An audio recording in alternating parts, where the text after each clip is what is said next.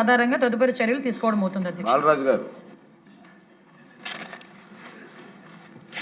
ధన్యవాదాలు అధ్యక్ష. నేను ఈరోజు లేవనెత్తిన అంశం అధ్యక్ష, ప్రస్తుత సమాజంలో అత్యంత కీలకం సోషల్ మీడియా అనే ఒక అద్భుతమైన వేదిక అధ్యక్ష. కానీ నేడు కొందరి చేతుల్లో అది ఆయుధంగా మారి సమాజానికి శాపంగా మారింది అధ్యక్ష. ప్రస్తుత కాలంలో సోషల్ మీడియా శక్తివంతమైన సాధనం, కానీ దురదృష్టవశాత్తు కొంతమంది దీన్ని కేవలం పైశాచిక ఆనందం కోసం లేదా ఇతరులను వేధించడం కోసం, అసత్య ఆరోపణలు చేయడం కోసం వాడుతున్నారు అధ్యక్ష.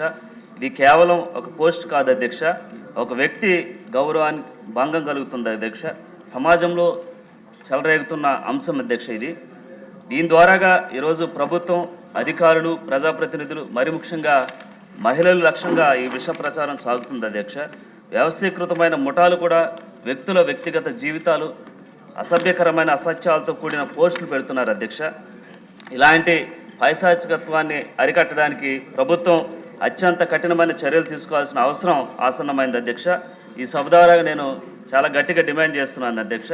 దీనిపై ప్రత్యేక చట్టాలను తీసుకొచ్చి ఇలాంటి నేరాలు పాల్పడే వారిని తక్షణంగా శిక్ష పడేలా చూడాలి అధ్యక్ష. అలాగే కాదు అధ్యక్ష, ఈ వార్తలను షేర్ చేసేవారు కూడా దీంట్లో బాధ్యులు అధ్యక్ష. నిజాలు తెలియకుండా అసత్య సమాచారాన్ని లేదా అసభ్యకరమైన పోస్టులను షేర్ చేసే వారిని కఠినంగా చర్యలు తీసుకోవాలి అధ్యక్ష. డిజిటల్ ప్రపంచంలో ఈరోజు మనం వదిలే అడుగుజాడలే మన సంస్కారాలను తెలియజేస్తుంది అధ్యక్ష. పైశాచికం కంటే విజ్ఞత ఇప్పుడు గొప్పది అధ్యక్ష. భావప్రకటన స్వేచ్ఛ అంటే ఇతరుల వ్యక్తిగత జీవితాలని బజార్ను పాడేయడం కాదు అధ్యక్ష.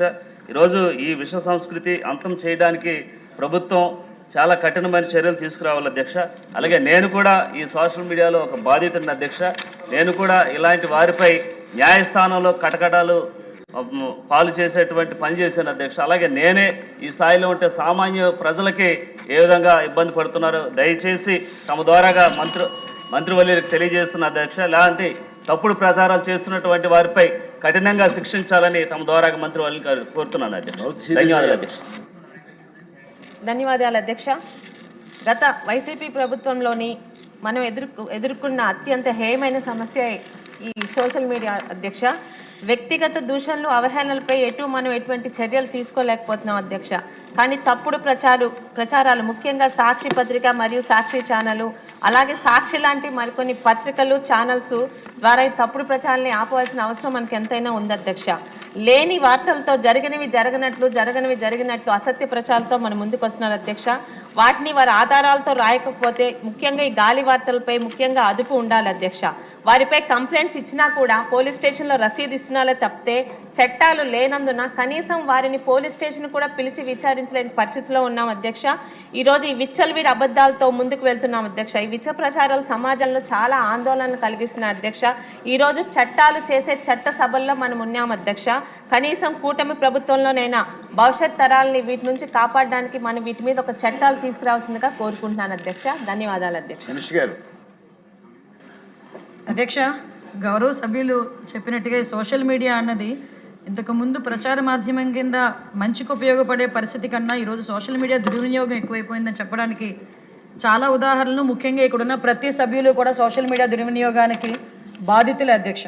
ఎందుకంటే ఇక్కడ సీఎంఆ పిఎంఆ అనేది సంబంధం లేదు, అంటే చిన్నపిల్లల పెద్దవాళ్ళ అన్నది కూడా సంబంధం లేదు, ఆడమగ సంబంధం లేదు. వాళ్ళకి నోటికి వచ్చినట్టు వార్తలు ఇష్టానుసారంగా సోషల్ మీడియాలో రాయటం, అదేవిధంగా వ్యక్తిత్వ హననం చేయటం, అసత్య ప్రచారం చేయటం, అదేవిధంగా క్యారెక్టర్ అసోసియేషన్ చేయటం, ఇవన్నీ కూడా చాలా ఎక్కువగా జరుగుతున్న నేపథ్యంలో దీని తాలూకా అంటే ఇంపార్టెన్స్ని బేస్ చేసుకుని గౌరవ ముఖ్యమంత్రి గారు కూడా దీని మీద ప్రత్యేకంగా ఒక చట్టాన్ని తీసుకురావాలనే ఉద్దేశంతోనే ఒక జీవోఎంని కూడా ఏర్పాటు చేయడం జరిగింది అధ్యక్ష. సుమారుగా 6 మంత్రులున్న ఒక జీవోఎం కూడా దీని మీద చాలా ఎక్కువగా దీని మీద మీటింగ్స్ కూడా కండక్ట్ చేయడం జరిగింది. 2 సార్లు మీటింగ్ కూడా కండక్ట్ చేయడం జరిగింది.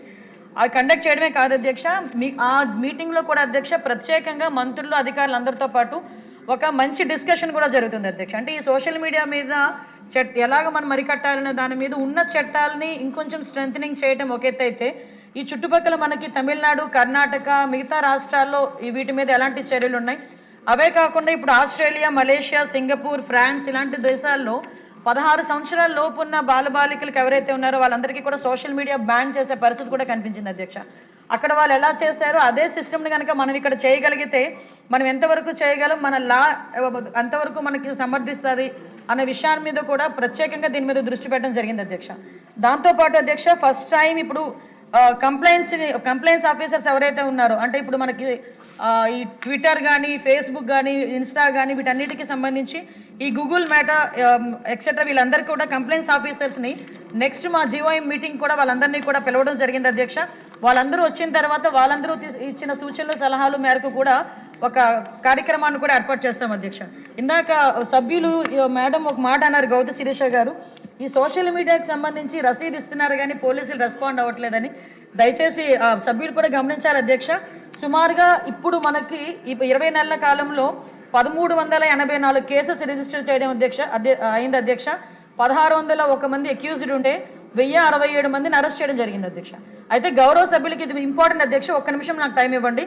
ఎందుకంటే మనకి బిఎన్ఎస్ సెక్షన్ ప్రకారం అధ్యక్ష దీనికి సంబంధించి 299 సెక్షన్ 299 కానీ సెక్షన్ 300 కానీ సెక్షన్ 351 కానీ ఇవన్నీ చూసుకుంటే అధ్యక్ష సెక్షన్ 353 సెక్షన్ 356 సెక్షన్ 196 ఇవన్నీ కూడా అధ్యక్ష మనకి 7 సంవత్సరాల లోపు శిక్ష ఉన్నది సెక్షన్స్ అధ్యక్ష. ప్రతి సోషల్ మీడియాలోని కూడా ఎక్కడైనా ఏమైనా కొంచెం మనకు అపకీర్తి పెట్టినట్టు కానీ క్యారెక్టర్ అసోసియేషన్స్ కానీ అలాంటివి జరిగినా ప్రతి దానికి కూడా కేసు అయితే ఉంది అధ్యక్ష. దానికి సంబంధించి కేసులు కడుతున్నాం. కాకపోతే చాలా మందిలో ఉన్న ఒక అపోహ ఏంటంటే అరెస్టులు చేయట్లేదు అన్నది ఒక అపోహ ఉంది అధ్యక్ష. దీనికి సంబంధించి 41A నోటీస్ ఇచ్చి ఛార్జ్ షీట్ ఇచ్చి ఇమీడియట్గా కోర్టుకి కూడా సబ్మిట్ చేసుకునే పరిస్థితులు కనిపిస్తున్నాయి అధ్యక్ష. బిఎన్ఎస్ దానివల్ల ఇప్పుడు ఇంకొంచెం చట్టాలను కఠినతరం చేయాలనే ఉద్దేశంతో ఈరోజు జీవోఎంను కూడా ఏర్పాటు చేసుకుని యాజ్ ఎర్లీ యాజ్ పాసిబుల్ దాన్ని అసెంబ్లీకి తీసుకొచ్చే పరిస్థితి కూడా తీసుకొస్తామని గౌరవ సభ్యులు కూడా తెలియజెప్పుకుంటున్నాం అధ్యక్ష. ఓకే అండి. Next question 1144